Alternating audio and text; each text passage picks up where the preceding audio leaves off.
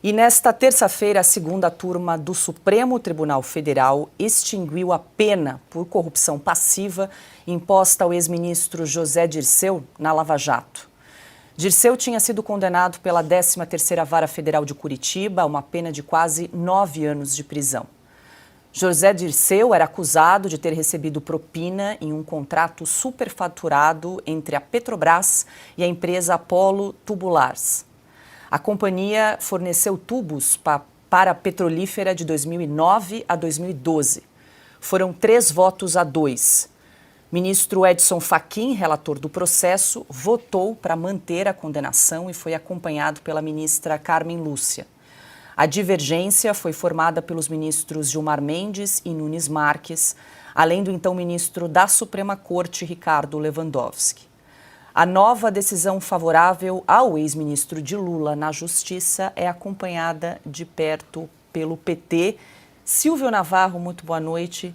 Seja bem-vindo, representante masculino aqui desta bancada eminentemente feminina nessa noite de terça-feira. Fato é que o PT está acompanhando bem de perto, né, essas pendências judiciais aí de José Dirceu, já de olho numa recuperação, possível recuperação dos direitos políticos do ex-ministro para possivelmente lançá-lo aí como candidato em 2026. É isso, Silvio? Me sinto muito bem acompanhado hoje, Paula. Boa noite para você, Fabi, querida Ana. Boa noite, Karina. Boa noite para a nossa audiência. O Brasil é um filme ruim, né? O Brasil virou um filme ruim. Um filme em que o bandido vence no final. Depois de 7 anos da maior operação anticorrupção do continente, talvez a maior operação anticorrupção do mundo, 7 anos. O filme termina dessa forma, com José Dirceu, aquele que simboliza a corrupção institucionalizada nas engrenagens da República, livre para disputar novas eleições, muito provavelmente será candidato a deputado federal em 2026.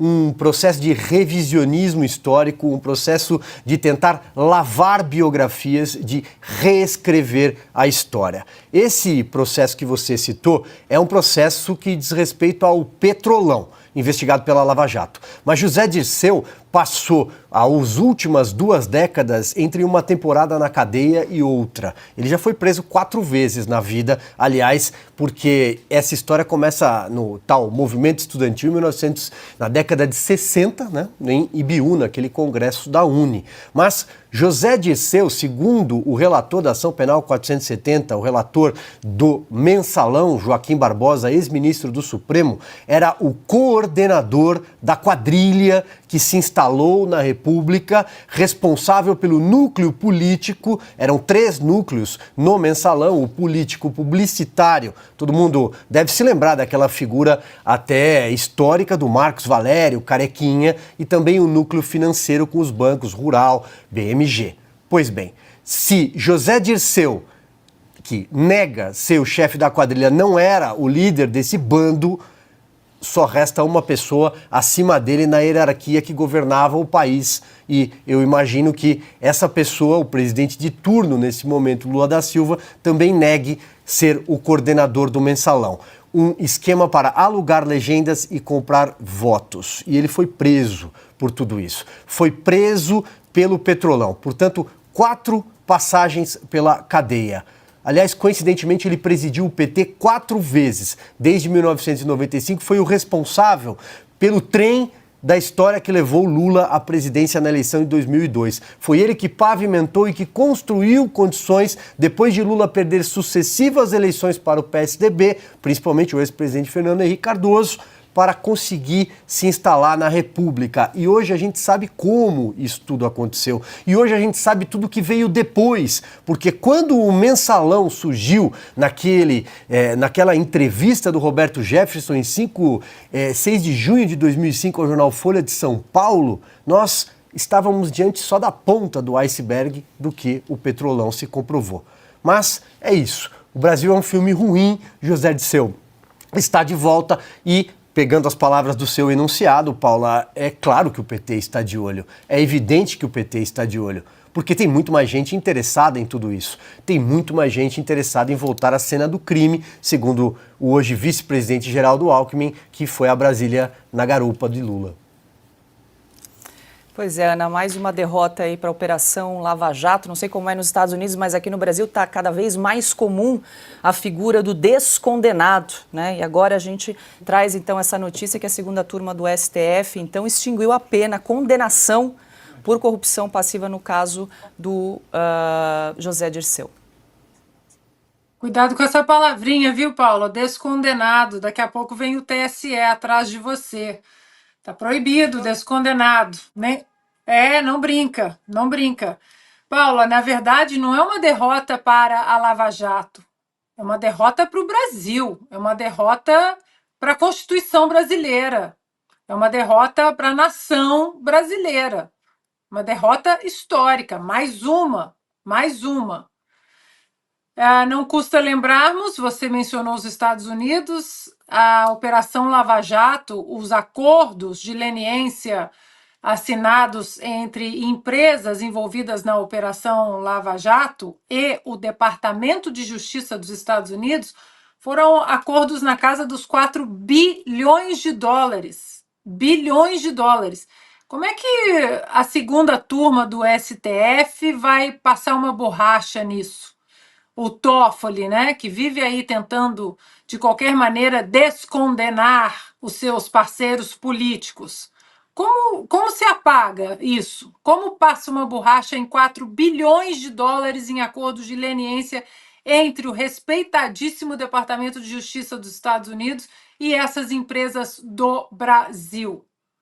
Não tem como, Paula. Não tem como. Agora, mais uma vez, pode parecer um assunto longe desse que nós estamos comentando, mas eu vou continuar insistindo que enquanto não acabarmos com este famigerado foro por prerrogativa de função, o Senado, a nossa casa revisora desses desmandos todos do Supremo Tribunal Federal, vai continuar de joelhos. Eles hoje, os parlamentares, estão reféns com a corda no pescoço por causa do foro por prerrogativa de função. Enquanto eles não conseguirem essa liberdade, não para sair apenas criticando os ministros, mas colocando em prática a nossa Constituição e a nossa ferramenta republicana de trazer para o plenário do Senado um processo de impeachment contra qualquer desmando ou inconstitucionalidade desses ministros,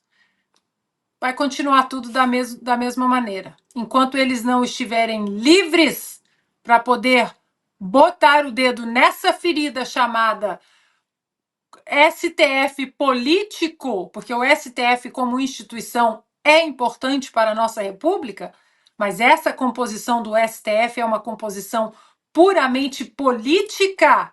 Enquanto eles não se sentirem livres para fazer isso, a gente vai dar esse tipo de notícia, né? Como num dia da marmota, todos os dias a gente acorda e é praticamente a mesma coisa, todos os dias.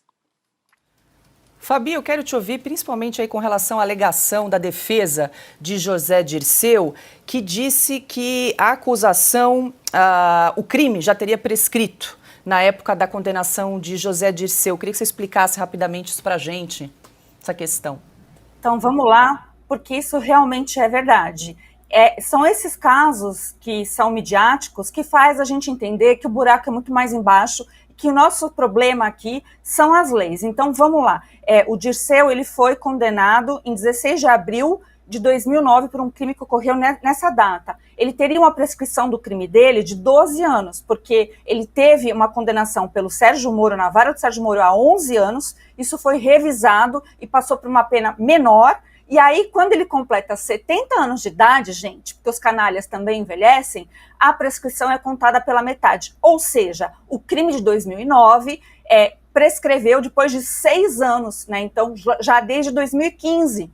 Então, qual que é o erro aqui? O erro é o Estado, né, o Estado brasileiro, demorar muito para executar penas de poderosos. Então, o erro crucial aqui nem seria somente o foro por prerrogativa de função que a Ana Paula citou, mas também o excesso de recursos que tem uma pessoa que tem poder, né, e que tem também uma certa notoriedade. Então, jamais a gente vai ver esses casos em pessoas pobres, feias e que moram longe, mas como o Dirceu é alguém importante, ele já tinha essa certeza quando ele foi lá na Câmara e disse que só ia atravessar quando ele fosse eleito. O Silvio também tem razão. O plano Dirceu é esse. Então, a questão da prescrição no Brasil é muito séria, e não é que descondenou, realmente o Estado deixou de executar.